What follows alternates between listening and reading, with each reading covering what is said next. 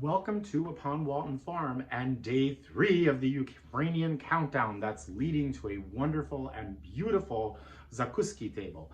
And today's recipe is going to be a molded salad in an aspic or a jelly. And what I've selected for it, it's very common to have some type of salad or what they call a vinaigrette in aspic, or in a sense, this is more like a jelly because it's slightly sweet. I have decided to make a champagne orange aspic. And what I've used is I brought to a boil an entire bottle, a 750 milliliter bottle of champagne. That's about 3.17 cups. I've added 4 cups of water to it, 6 tablespoons of sugar, and the zest of 1 orange, and 6 tablespoons of vinegar.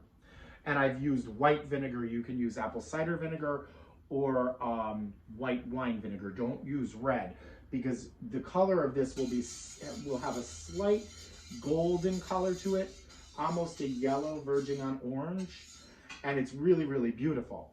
And so what I've chosen to fill the salad with is asparagus. It's spring and asparagus it's in the markets, it's fresh, and it's delicious. I just went to my favorite farm store and I got the most beautiful asparagus. I think they might have been growing them in their greenhouse, but they are organic and they're wonderful. Radishes and small little pickled red beets. There's a wonderful Amish market and they make their own little tiny pickled beets. They are delicious, and we love beets in Eastern Europe. If you're from an Eastern European background or if you live there, I'm sure you all have had borscht, and I promise I'll make a borscht recipe. So the gelatin goes in right after you have boiled it. Take it off the heat, it's still very hot, and in this is 8 tablespoons of gelatin, unflavored gelatin. I don't know if I'm allowed to say this online, but I use Knott's because Knott's is a good brand. Some of your gelatins you have to be careful with. It won't re-gel once it melts. This will. So if you have any problems, you can always reheat it and start over, and it will become gelatin again. And then I have some orange segments, and we're gonna layer the salad. I've started it, and so I'm gonna pull it out. My freezer really does work very well in that it gets things cold really, really quick. And so what I've done is I've made a pattern with the radishes and 1 slice of orange. I first put a layer of aspic, or the liquefied aspic, in the bottom, and I would say probably 1/8 of an inch. I let it gel, and then I put the fruit and the vegetables in. And now I'm going to add another layer. The radishes, they're raw. And do it carefully because you don't want all your decorating, once it goes in, you don't want your decorating to just be completely dismantled, because it will move it around if you do anything too sudden. Now that I've arranged my radishes, they moved around a little bit on me, but these things happen. What I've done is for this mold, I've used 1, 2, 3, 4, 5, 6, 7, 8, 9, 10, 11, 12, 13, 14, 15, 16, about 18 asparagus spears that I measured the height of the mold, and I cut a little bit below it, and I cut each of them, and I saved the bottom parts because they're gonna also go into the salad.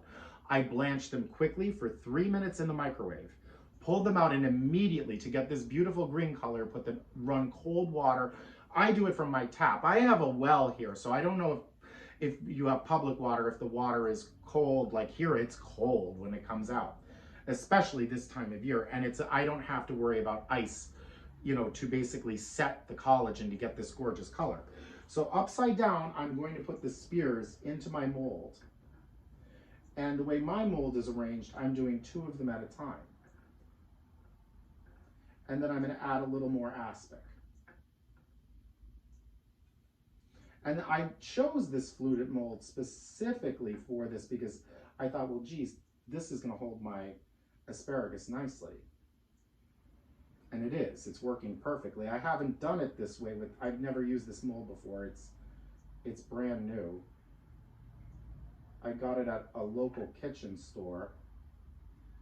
where they're always so helpful to me, I will say, because I'm always looking for unusual things. And I really will say to everyone, please, please try to support local businesses. They need us. And so that's what I did. And it's only about 10 minutes from my house. And they're really wonderful people. And just send me a comment and I'll give you their information, because I believe you can, I do believe they ship. I think everybody does these days. And so we're just putting the asparagus in nicely. And then I'm gonna put a small layer of gelatin again. So I'm gonna repeat the process and we'll be back in a few seconds. So now the first layer, well actually it's really the second layer. The first and second layer of the jelly is set. And one of my asparagus slid. So I'm just gonna pull it, and hopefully when the new jelly goes on, it'll be just right. And that's my freezer reminding me that I need to close it. And so what we're going to do is we're gonna add a layer now of vegetables and or fruit in this case. So what I have, and I found these nice little micro peas, and they were completely organic, and I've never had them, and they look very, I wanted something delicate, and so these are micro pea shoot mix, and they look really, really sweet. So a layer of that goes into the center, and we don't want anything sticking out. That looks pretty good. And then we're gonna put some aspic in, and that's it. And again, if your aspic begins to set before you can work with it, just reheat it. It'll be fine.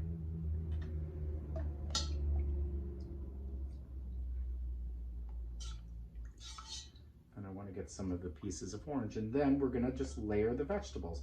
So again, all I'm going to do now is stick it in the freezer for a little bit to let it set. Don't forget it if you're using the freezer. Otherwise, the traditional refrigerator method is probably your best idea. If you have a lot of things to do, I would rely on the refrigerator, because then nothing will go wrong. You don't want your aspic to freeze. So all I'm gonna do is layer it, and I'm gonna layer it with beets, and I have these lovely orange segments, radishes, and a little bit of chopped asparagus that's been blanched, and the micro pea greens, and we just make it in layers. A note about the beets: because I use pickled beets, I don't want them turning the aspic red. So what I've done is I've put them on, I patted them dry and then just let them set, so that they maintain their color but they don't bleed into the rest of the aspic. So I'm gonna put this away, and you're gonna see the finished product soon. Now it's time to unmold the salad in the champagne orange aspic. And I've already dipped it, and I do see some liquid forming, and I'm gonna dip it again for you right now. And what I did is, so you could see, I put an old pot filled with hot water, and I'm gonna put it in for 10 seconds. I see a little liquid forming, so it's probably ready. 1, 2, 3, 4, 5. I think that actually is enough. So let's see, this is always scary.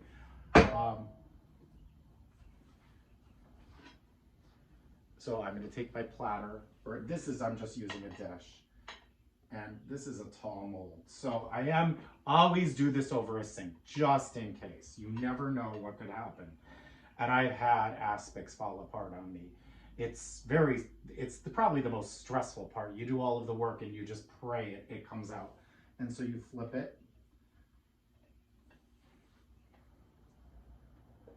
I did go around it with the knife a little bit beforehand, and so I'm tapping, and there'll be a little bit of suction. I'm just gonna wait. I don't think so. It's not ready. Yikes, everybody. Is my aspic gonna come out? Am I gonna have, aha, there it is. It did work, good. And there you have it. It's just lovely. So I'm going to show it to you, and I need to get it into the refrigerator. A little bit too much of the aspic has melted. So, but you could see it really is gorgeous. It really is worth all the work. Your guests will be so impressed.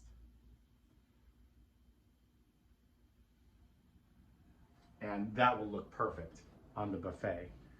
Well, here is my molded salad in a champagne orange aspic. And I just wanted to give you a close-up of it. It really is lovely. And there's little flecks of orange rind that were put into the aspic with sugar, so they're nice and sweet. But it really came out very beautiful. I'm very, very pleased with it. And so it's gonna stay in the refrigerator until I'm ready to serve it on the Zakusky table.